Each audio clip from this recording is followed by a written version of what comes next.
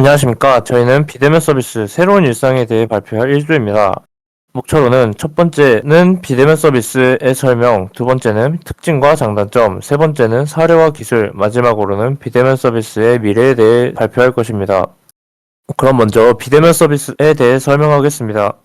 비대면 서비스란 이용자가 사람들이 직접적으로 만나지 않고 디지털 기술과 네트워크를 통해 이루어지는 서비스입니다. 특징으로는 시간과 장소의 제약을 줄이고 효율성과 접근성을 향상시키는 것이 특징이라고 볼 수 있습니다. 이러한 기술 발전과 사회 변화에 따라 다양한 분야로 확대되고 있습니다.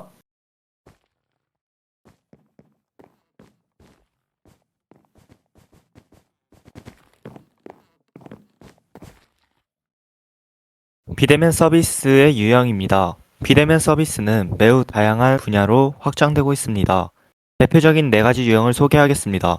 먼저, 온라인 교육은 언제 어디서나 수업을 듣고 학습할 수 있습니다. 전자상거래는 상품을 검색, 구매, 배송까지 전 과정이 온라인에서 이루어집니다. 원격 의료는 병원에 직접 가지 않고도 진료를 받고 처방을 받을 수 있는 서비스입니다. 최근 원격 건강 모니터링 서비스도 증가하고 있습니다. 금융 서비스는 비대면으로 금융 업무를 처리할 수 있습니다. 마지막으로 배달 서비스는 음식, 생필품 등 다양한 상품을 빠르게 집까지 배송받을 수 있는 서비스입니다. 이렇게 비대면 서비스는 생활 전반에 걸쳐 빠르게 자리 잡고 있습니다. 다음은 비대면 서비스의 특징입니다. 첫째, 접근성이 뛰어납니다. 인터넷과 스마트 기기만 있으면 언제 어디서나 원하는 서비스를 이용할 수 있습니다. 시간과 장소의 제약이 크게 줄어든 것이죠. 둘째, 매우 편리합니다. 복잡한 절차 없이 간단한 클릭 몇 번으로 서비스가 제공되고 서비스가 설계되고 있다는 점이 큰 장점입니다. 셋째, 기술 의존성이 높습니다.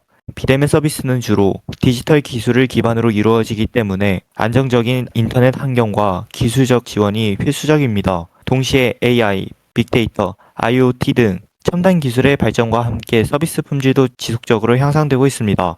넷째, 맞춤형 서비스 제공이 가능합니다. 사용자의 데이터를 분석해 개인의 취향과 필요에 맞춘 서비스를 제공할 수 있습니다. 이는 고객 만족도를 높이고 차별화된 경험을 가능하게 됩니다.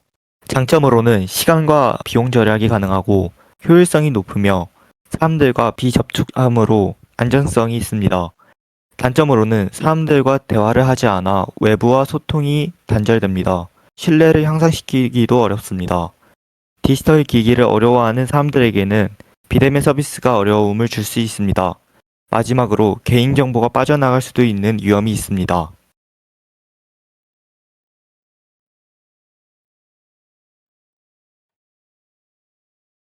다음으로 실제 사례와 기술입니다. 첫 번째로 키오스크가 있는데요. 왼쪽에 그래프를 보시면 키오스크가 활성화되면서 무인 점포들의 실용성이 높아졌고 소비자들의 이용이 꾸준히 증가하는 추세인 걸 볼 수 있습니다. 음식점에서는 직원에게 주문하는 게 아닌 매장에 설치되어 있는 키오스크로 직접 메뉴를 선택하고 결제할 수 있으며 무인 편의점 같은 경우에는 고객이 직접 상품을 스캔하여 결제할 수 있습니다. 또한 영화관에서는 키오스크로 표를 구매하고 좌석을 선택할 수 있습니다. 이렇듯 고객이 줄을 서지 않고 스스로 주문, 결제를 할 수 있어 대기 시간을 줄이고 효율을 높일 수 있다는 장점이 있습니다. 하지만 고령자나 기술에 익숙하지 않은 사용자는 조작에 어려움을 느껴 접근성이 떨어질 수 있다는 단점이 있습니다. 다음은 배달입니다. 그래프를 보시면 배달 앱을 한 번이라도 사용해본 소비자는 78%였으며 일주일에 1회 이상 이용한 소비자는 10명 중 3명에 달했습니다.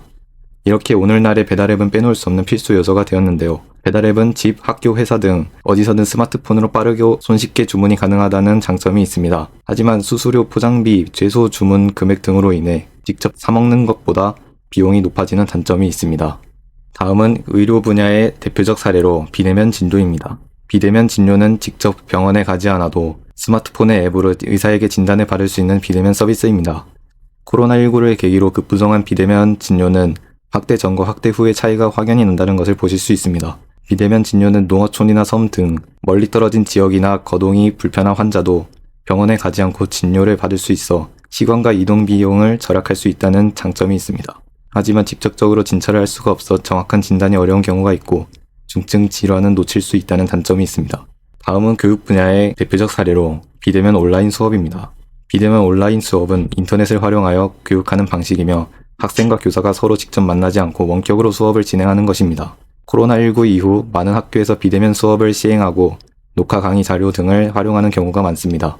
이렇듯 온라인 수업은 인터넷만 있다면 언제 어디서든 수업에 참여할 수 있어 자기주도 학습에 유리하다는 장점이 있습니다. 하지만 교사와의 직접적인 소통이 어렵고 집중력이 떨어지기 쉬워 학습 효과가 낮아질 수 있다는 단점이 있습니다. 다음은 금융 분야의 대표적 사례로 온라인 계좌입니다. 온라인 계좌는 은행에 직접 가지 않고 인터넷을 통해 계좌를 개설하고 이용하는 것입니다. 언제 어디서든 간편하게 금융 거래가 가능하여 시간과 노력을 절약할 수 있다는 장점이 있습니다. 하지만 해킹, 보이스피싱 등의 위험이 존재하며 개인정보 유출 시 금전적 피해로 이어질 수 있다는 단점이 있습니다. 이런 비대면 서비스를 가능하게 하는 기술들에는 클라우드 컴퓨팅, 5G 네트워크, AI, 빅데이터 등이 있습니다. 클라우드 컴퓨팅은 데이터를 인터넷 서버에 저장하고 처리하는 기술로 대표적 예시로는 구글 드라이브 등이 있습니다. 5G 네트워크는 빠른 속도와 낮은 지연의 인터넷 네트워크 기술로 실시간 화상회의가 가능해졌으며 대표적 예로 온라인 수업 등이 있습니다. AI, 인공지능은 사용자의 행동을 예측하거나 자동화 응답도 가능한 기술이며 상담과 진단을 해주고 사용자의 니즈에 맞는 추천을 해줍니다. 빅데이터는 사용자의 데이터를 분석해 맞춤형 서비스를 제공하는 기술로 사용자가 무엇을 더 많이 찾는지 분석해 사용자가 좋아할 만한 것을 많이 추천해줍니다.